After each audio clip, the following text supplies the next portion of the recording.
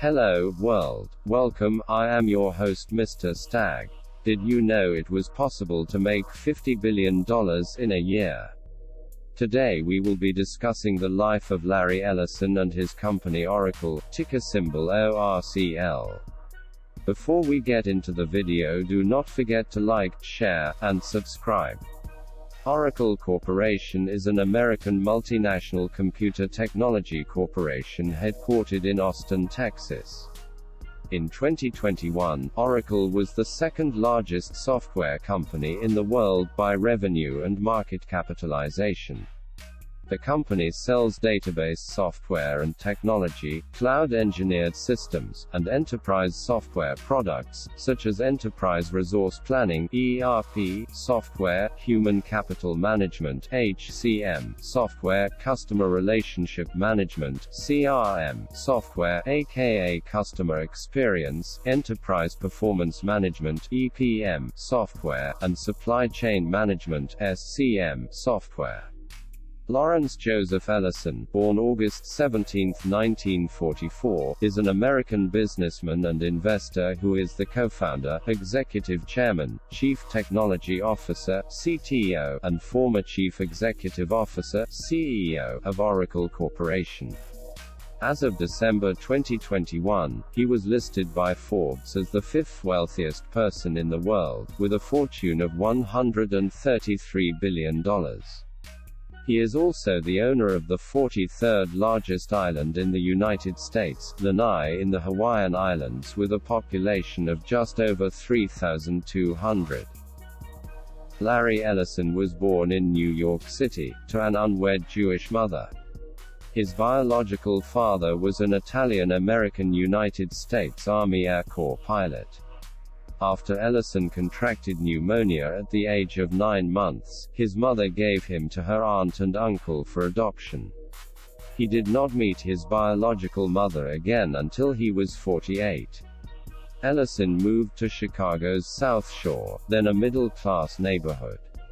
He remembers his adoptive mother as warm and loving, in contrast to his austere, unsupportive, and often distant adoptive father, who had chosen the name Ellison to honor his point of entry into the United States, Ellis Island. Louis Ellison was a government employee who had made a small fortune in Chicago real estate, only to lose it during the Great Depression. Although Ellison was raised in a Reform Jewish home by his adoptive parents, who attended synagogue regularly, he remained a religious skeptic. At age 13, Ellison refused to have a bar mitzvah celebration. Ellison thought that the religious stories were interesting, but they were not based on facts. Ellison attended South Shore High School in Chicago and later was admitted to University of Illinois at Urbana-Champaign and was enrolled as a Prem student. At the university, he was named Science Student of the Year. He withdrew without taking final exams after his sophomore year, because his adoptive mother had just died. After spending the summer of 1966 in California, he then attended the University of Chicago for 1 term, studying physics and mathematics. He did not take any exams, but he first encountered computer design there. In 1966, aged 22, he moved to Berkeley, California. During the 1970s, after a brief stint at Amdahl Corporation, Ellison began working for Ampex Corporation. While working at Ampex in the early 1970s, he became influenced by Edgar F. Codd's research on relational database design for IBM. He heard about the IBM System R database from an article in the IBM Research Journal provided by Ed Oates. Ellison wanted to make Oracle's product compatible with System R, but failed to do so as IBM kept the error codes for their DBMS a secret. That led in 1977 to the formation of the company which later became Oracle. Larry Ellison co-founded Oracle Corporation in 1977 with Bob Miner and Ed Oates under the name Software Development Laboratories (SDL), with an investment of $2,000. $1,200 of the money was Ellison's. SDL changed its name to Relational Software, Inc. (RSI) in 1979, then again to Oracle Systems Corporation in 1983, to align itself more closely with its flagship product Oracle Database. The name also drew from the 1977 CIA project codename, which was also Oracle's first customer. At this stage, Bob Miner served as the company's senior programmer. On March 12, 1986, the company had its initial public offering. The company had an initial public offering (IPO) of 2,100,000 shares with an offering price of $15 United States. In 1990, Oracle laid off 10% of its workforce, about 400 people, because it was losing money. This crisis, which almost resulted in the company's bankruptcy, came about because of Oracle's upfront marketing strategy, in which salespeople urged potential customers to buy the largest possible amount of software all at once. The salespeople then booked the value of future license sales in the current quarter, thereby increasing their bonuses. This became a problem when the future sales subsequently failed to materialize. Oracle eventually had to restate its earnings twice, and had to settle class action lawsuits arising from its having overstated its earnings. Oracle's stock eventually lost about 80% of its value. Ellison would later say that Oracle had made an incredible business mistake. Although IBM dominated the mainframe relational database market with its DB2 and SQL/DS database products, it delayed entering the market for a relational database on Unix and Windows operating systems.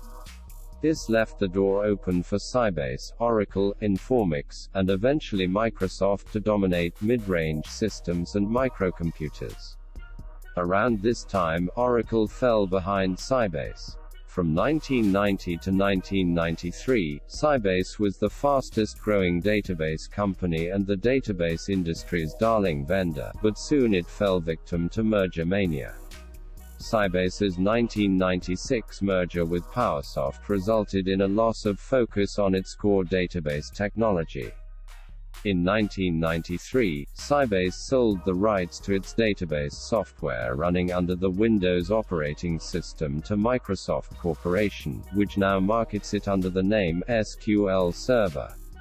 In his early years at Oracle, Ellison was named an award recipient in the high technology category for the Ernst & Young Entrepreneur of the Year program. In 1994, Informix overtook Sybase and became Oracle's most important rival. The intense war between Informix CEO Phil White and Ellison was front-page Silicon Valley news for 3 years. In April 1997, Informix announced a major revenue shortfall and earnings restatements. Phil White eventually landed in jail, and IBM absorbed Informix in 2001. Also in 1997, Ellison was made a director of Apple Computer after Steve Jobs returned to the company. Ellison resigned in 2002. With the defeat of Informix and of Sybase, Oracle enjoyed years of industry dominance until the rise of Microsoft SQL Server in the late 1990s and IBM's acquisition of Informix software in 2001 to complement the DB2 database. Part of Oracle Corporation's early success arose from using the C programming language to implement its products. This eased porting to different operating systems, most of which support C. The tech bubble busted in early 2000. Oracle's stock again lost as much as 80% of its value between 2000 and 2002. In 2005, Oracle acquired PeopleSoft, an ERP company, and in 2006 Siebel, a CRM company. In 2006, Forbes ranked him as the richest Californian. In 2008, Oracle acquired B Systems, an enterprise infrastructure software company. In the early 2000s, Ellison was one of the highest-paid corporate executives. In April 2009, after a tug-of-war with IBM and Hewlett-Packard, Oracle announced its intent to buy Sun Microsystems. The European Union approved Oracle's acquisition of Sun Microsystems on January 21, 2010, and agreed that Oracle's acquisition of Sun has the potential to revitalize important assets and create new and innovative products. The Sun acquisition also gave Oracle control of the popular MySQL open-source database, which Sun had acquired in 2008. On August 9, 2010, Ellison denounced Hewlett-Packard's board for firing CEO Mark Hurd, writing that the HP board just made the worst personnel decisions since the idiots on the Apple board fired Steve Jobs many years ago. Ellison and Hurd were close personal friends. Then on September 6, Oracle hired Mark Hurd as co-president alongside Safra Catz. Ellison remained in his current role at Oracle. In June 2012, Ellison agreed to buy 98% of the Hawaiian island of Lanai from David Murdoch's company, Castle & Cook. The price was reported to be between $500 million and $600 million. In November 2016, Oracle bought NetSuite for $9.3 billion. Ellison owned 35% of NetSuite at the time of the purchase, making him $3.5 billion personally. NetSuite helped bolster Oracle's presence in the fast-growing cloud computing space. Along with it, Oracle hoped to get a greater proportion of its sales in the form of recurring revenue, moving away from the one-time payments that traditional hardware and software sales brought in. A trend that many of its competitors has followed. As of 2013, Oracle's main competition for new database licenses on Unix, Linux, and Windows operating systems comes from IBM's DB2 and from Microsoft SQL Server. IBM's DB2 still dominates the mainframe database market. In December 2018, Ellison became a director on the board of Tesla, Inc., after purchasing 3 million shares earlier that year. In December 2020, his net worth increased by $2.5 billion in a single week as Oracle's stock jumped by 4% between November 27 and December 4. As of December 13, 2021, Ellison owns 41.66% of the shares of Oracle Corporation, and 1.49% of the shares of Tesla. Larry Ellison has racked up $50 billion in gains on just two stocks this year, Oracle and Tesla. The Ellison still owns 1.16 billion shares of Oracle. Oracle's stock price has surged 64% in 2021, boosting the value of Ellison's stake by about $46 billion, to about $115 billion. Ellison also owns around 15 million Tesla shares. Tesla stock has soared by roughly one-third this year, lifting the value of Ellison's 1.5% stake by around $4 billion, to $14.5 billion. Between Oracle and Tesla, Ellison has scored roughly $50 billion in unrealized gains this year. He now ranks fifth on Forbes' billionaire list with a $133 billion fortune, ahead of Google co-founders Larry Page and Sergey Brin, Meta founder Mark Zuckerberg, and former Microsoft CEO Steve Ballmer. Ellison's gains over the past few years are also impressive. His Tesla stake has ballooned by about 15-fold in value since he revealed it in January 2019, while his Oracle holdings have roughly doubled in value over the same period. Notably, Ellison's Tesla stake was worth close to $19 billion when the automaker's stock peaked at $1,243 in early November. His Oracle stake is worth a record amount today following the stock's 16% surge on Friday, after the company beat Wall Street's earnings forecasts and trumpeted its cloud strategy.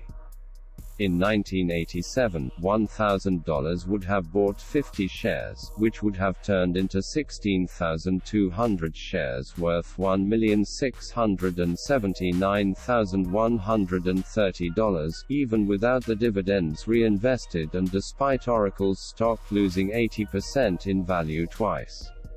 Oracle's current stock price at the time of this video is $103.65 with a market cap of $283.35 billion. The stock is currently around its fair value according to Simply Wall Street. The company has a P/E ratio of 26%. The company has a P/B ratio of -26.4%.